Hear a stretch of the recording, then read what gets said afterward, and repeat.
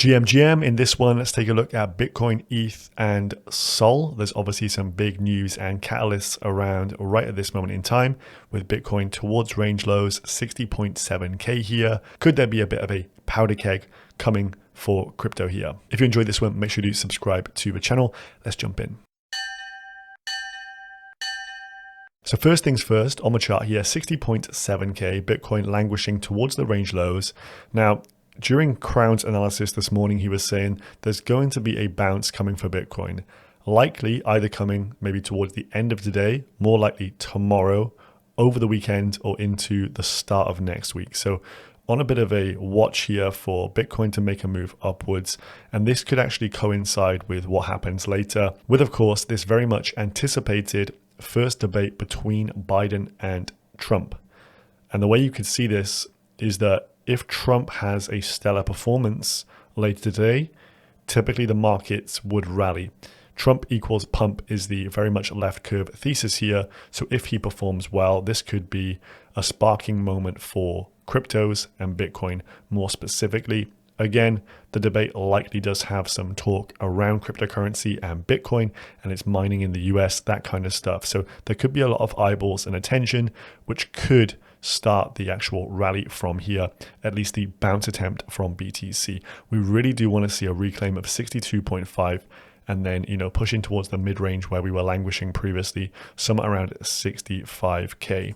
Now, another theory here from Crypto Pool, aka Noodles, he was saying that, look, there's a load of options expiry, over $6.5 billion worth. Max pain price point was 67K. And he's saying that the market makers are trying to suppress price to ensure it does stay below this level. And this will benefit the market makers who will pocket the premiums paid by investors who have purchased options, losing their money when the options expire, worthless. So that is on the 28th, which is tomorrow. So he's saying keep price below here, let the options expire, market makers take home a fat paycheck, and then we can resume up only. We do have this 25th and 26th of June, 2 net inflows for BTC from the ETFs. So of course, this has been very bad for a while here, but this looks like a little bit of changing of tune here. Small inflows, nothing to write home about. I would rather just see small inflows here and there rather than seeing huge inflows, which have now marked the top twice. A slow, consistent approach will definitely have me more at ease. So 31 mil, 21 mil, nothing to text your mum about at this point in time, but maybe a change in the tide. Now here is the ETH chart and a bit of an update on ETH. You can see my green line here around 3,600, which has previously acted as resistance all the way back here. Flipped to support here for a brief period, but back under as resistance, currently around 3,400 bucks. But with this kind of positive news and potential wrong positioning by the market around ETH and its ETF, this could be the next major catalyst on the horizon for crypto more broadly. Of course, if a lot of money flows into the ETH ETF and the price of ETH goes up, a lot of degens make a lot of money. They get the wealth effect. They can also then start to lever up their ETH positions, etc. It'll start a churn within DeFi. A load of second order effects will occur. But this was Gensler a couple of days ago. Process to spot Ether ETF approval going smoothly. And then just 13 hours ago, US regulators could approve the ETH ETF launch by July 4th. So we're looking at next week. Specifically, that would be 1 week today. So it does seem that a lot of people have given up the ghost on ETH at this point. The chart doesn't look too bad. Of course, it did retrace the major gains from the announcement coming in, but seems to be holding somewhere around the previous kind of levels around here. Not too much to look into there, but this was a chart posted by Crypto Condom. She says, if you just look at these two charts, we've got up only the amount of ETH 2.0 deposits. So this is deposits into the staking contract. So the amount of ETH being staked is going up, general trend. And the amount down here, the blue line you can see is the amount of ETH on exchanges, i.e. the exchanges are drying up whilst more is being staked. Now this feeds into the narrative that Larry Fink is going to be spinning, tokenization of assets, and the facts we're going to see a lot more of a move, I would believe, into the DeFi space. You're going to need to use ETH in DeFi as collateral. It's also going to be used for gas heavily.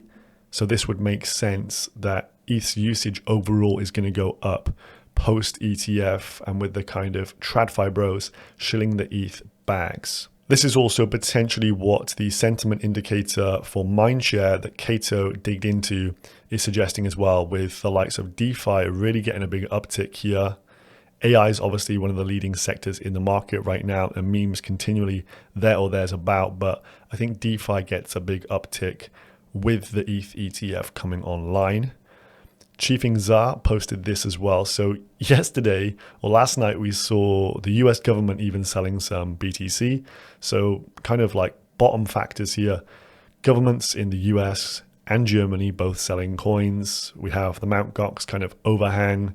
Just a load of stuff that seems like it could be very choppy for Bitcoin here short term, as he says. And this could put a cap on Bitcoin outperformance. So it goes on, assuming it remains a slow drip in terms of the amount of selling, it will force participants to look outside of Bitcoin for alpha. Also leaves the ETH ETF as the one catalyst for the market to get excited about. So that is some stuff to bear in mind here. We have pretty much flatlined on the stablecoin inflows. I mean, this month of June, we've gone from 160 to 162 right now. So a $2 billion increase. But if you look at like February here, goes up from 135 to 140s. We got 140s to 149. So putting on a lot more gains earlier in the year. That's what, like a 5.5, 6 billion increase, then like an 8 billion increase. So we have tapered off at this point in time. So we do need a new catalyst and new flows of funds into the market more broadly. Fearful, currently 40 is the read on fear and greed index. So again, I think this is actually quite a positive thing. You want to see sentiment low as, you know, Bitcoin and cryptos are towards range lows. You don't want everyone being bullish here, as it would be, you know, potential setup for the market to rug even further. But generally, bad sentiments, price at range lows, ETH ETF on the horizon, doesn't seem like a bad place to be positioned in cryptos right now. Then the last chart of the day was this one based on Sol from Ansem with his price prediction here. Essentially, this chart on here is Sol BTC, as you can see. I won't zoom in too much, it'll distort a bit. But he's showing here that that move, if Sol BTC ratio goes to range highs like it did in the previous cycle, there's a 100% increase there to be had in that ratio, i.e. a doubling up.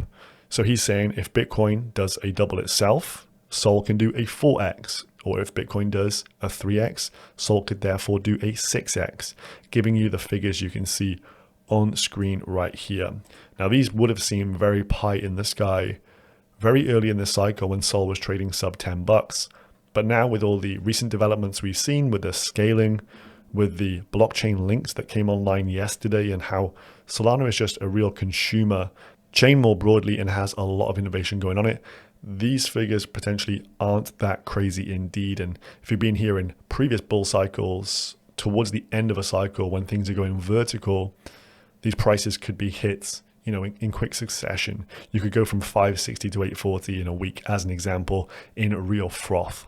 So we'll leave things off here. Hope you enjoyed today's video, and I will see you again in the next one. Peace.